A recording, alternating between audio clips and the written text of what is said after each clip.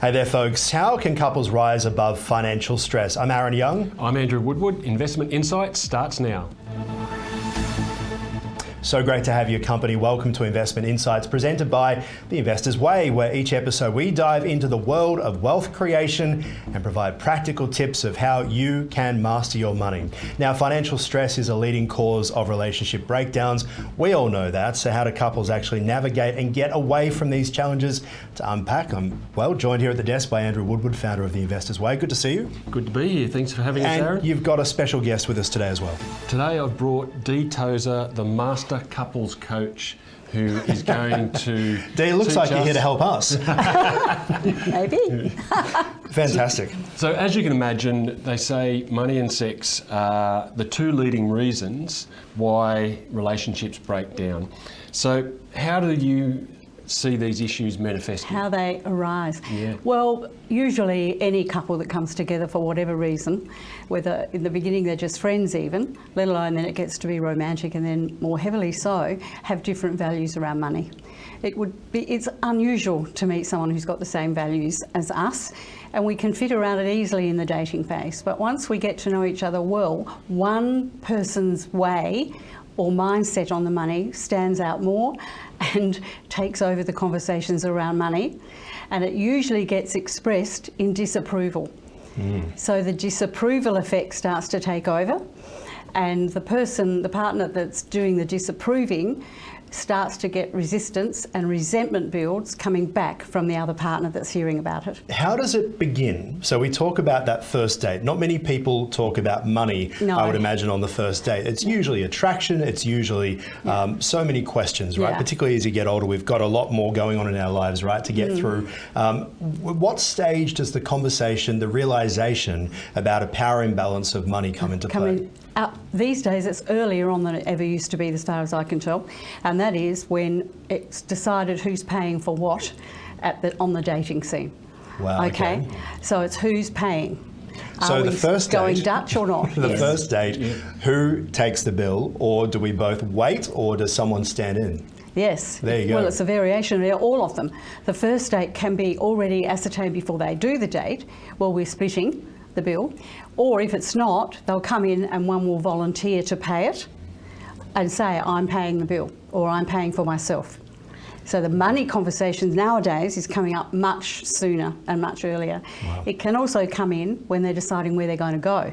If they're just having a coffee or they're going to a bar, and what they like to spend, because people are watching their money more tightly.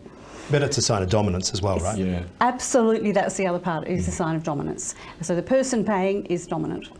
So usually. I know that you talk about this divide and conquer yes. mechanism Yes. or approach, and that has a really significant Yes. impact on relationships, especially regarding money. So can you explain what that divide and conquer thing's all about? Yes, well, the person that's got the strongest view and is showing the most disapproval will step aside and start managing the money in a way that gives the impression of conquering the other person, and it causes a divide between them, because the person that's feeling controlled doesn't like it and will either withdraw a little bit, arc up. Many different responses can happen, but they're usually about building more resentment and distance or separateness, and I call it dividing the relationship into two separate entities. Even if they've gone well for a little while and they're quite united, every time the money thing comes in, they go back to separateness again. Yeah, wow. I suppose, relationships come in all forms, right? There's heterosexual, there's homosexual, etc. The thing that is interesting about it, though, is that quite often two people come into a relationship, they're not on the same salary, they're not on the same life journey. It might be that you don't want to have children, or you do want to have children. That gets taken into consideration. You've already got children from a previous marriage. I mean, the combinations are endless, right, as to what it could possibly be. Yeah. Are there any things that work in all situations, though? I would like to say there was. Or say for a joint bank account, for example. Yes, so things one like thing that. we must have, that's absolutely crucial. Doesn't mean it works, but it does mean we must have a joint bank account. We must have transparency over what's being spent and what's being earned. And if one is earning a lot more and wants to channel off more into personal bank account, then that has to be agreeably done in an aligned way, rather than the other person feeling they're getting the advantage of all the extra money going into that joint bank account, and anybody can use any amount. There has to be very sensible, sensitive conversations around how that's managed. It can't be just an expected thing of being a couple that you have a joint bank account that either can dip into any time for any amount. Andrew, I have a question for you, if you don't mind, because, I mean, the Investor's Way, quite often people get together and it starts off with that attraction and there's a lot of things in common. But as they go down the journey as well, I would imagine that you start to discover differences in thoughts on investing. Yes. One might want to retire earlier, one might want to buy a house, the other may say, I have no interest in buying a house. These sorts of things, when couples are making relationship decisions, what's that like? Well, that's really tough, because when we see this all the time, like you've mentioned, that you'll have people have different risk tolerances, different ideas of what life looks like now and what they want it to look like in the future. And so there's this real, divide and conquer, or push and pull going on in terms of priorities. And that leads to my next question, if you will, because quite often you see relationships where one is creative and the other is the solid thinker, right? Yeah. One works in a creative industry, the other works in a bank or something that they know that their wage is always going to come in. Yes. That discrepancy, and at a time like we have right now, the uncertainty for the economy, the uncertainty about will I have a job the next day, that must be playing into it too, right? It does. The other key part that plays into it is that one may be a saver and the other one isn't. And that is often apparent on around about date 2 or 3, in the very earliest days. Yeah, wow. Yes. How does it become apparent?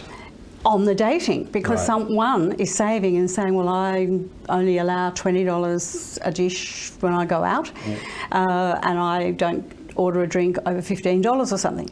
And the other one goes, oh, I don't worry about that at all. You know what, we're out, if I spend $100 tonight, that's fine. But the other partner who really likes that person and wants to get involved doesn't say, how are your savings looking? Because that, date 3, you're not really asking that. I always look to see if they're paying on a credit card or a debit card. A debit card. True. So that leads me to a fairly, what's going to sound like obvious question. What are the subtle little hints that we can look for signs that maybe divide and conquer is starting to manifest in a relationship? Well, if we're in a committed relationship, let's say we've got past that 18-month dating phase or 6 months, whatever it is, the first sign is the credit card, a new credit card, an individual credit card turns up and it appears, and we know the other partner doesn't have a clue what's being spent on it or what it's for. Right. But it turns up because wallets get left around, phones get left around with cards in them, and questions get asked about it, and that next one's not so subtle, it's resentment flies up straight away, you want to control me. There's a second sign, which is online shopping, and online shopping not coming to the address. So things appear at home that didn't get delivered. Right.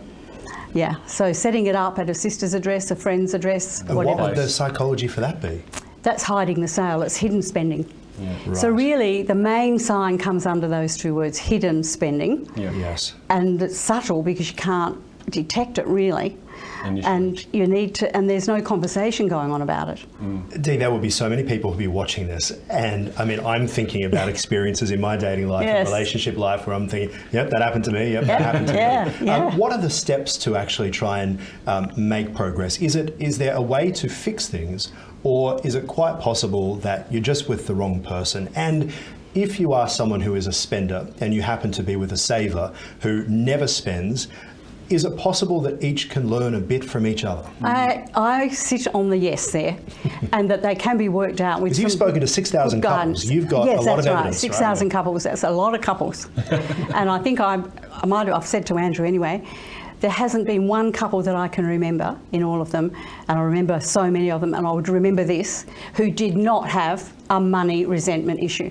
Wow. You should also run a dating site as a side hustle for those that it doesn't work out. I could too. I could.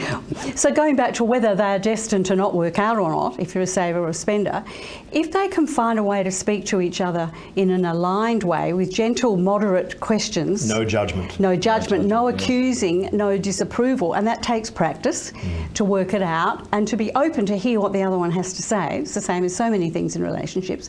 They can work it out, and then they need to end up, I hope this sits with you, Andrew. They need to have their joint account and decide what's being used through that. Then they have to have an individual account each that they have their full discretion over. Yeah, and your experience is a lot of the time in repair. But what are some of those conversations that we can have to avoid the need for repair? The need for repair. Yeah. Well, the first thing that we need to do is notice and be able to say kindly, I notice that we are very different on our spending style. Are you open to a conversation around it? Yeah. Simple. Are you open to a conversation? Not with the extra bite on the end that says, or otherwise we're going nowhere. We don't put that bit in. Yeah. Are you open? Then the second piece, because most people will go, yes, I'm open to it. Yeah. How can we do that then, or can we do that without criticising and judging each other, and work out a way that we can work these finances that it's fair? Yeah, because it is. I mean, your question earlier led to that harmony requirement, whether it's taking risk or spending money, saving money. It's building that harmony. Yes. Knowing that we're coming from two different perspectives. Yes. And having an accepting understanding of each accepting other. it. And then there are other things. I think about gambling addictions or drinking addictions, where one is spending a lot more money on alcohol, or one has a secret budget for the pokies. Yes, that's right. And that must be an ongoing challenge. Yes, I deal with it all the time. So the secret budget is the hidden thing that's the problem. What are they going to do though if they have the addiction because not having the money won't stop the addiction. So that just puts the resentment and causes all the grief between the couple. The addiction has to be sorted out, and that costs money, and then where's that money coming from? So it's sort of like it's a roundabout chain reaction that you can't get off. So it's not an easy answer, that one, on addictions. No, absolutely. Addictions cost a lot of money. I mean, I have people on cocaine many times. They're spending nearly $5,000 a week. $5,000 a week just on cocaine. Yeah. And that would be a very difficult one to explain to your partner. Dee, thank you so much. We could keep talking. It is such a fascinating topic. Thank you so much. You're welcome. Thank you for having me. All right.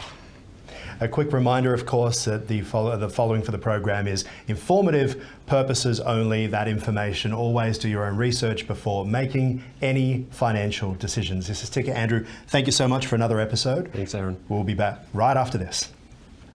You're watching Ticker. We'll have more in just a few minutes.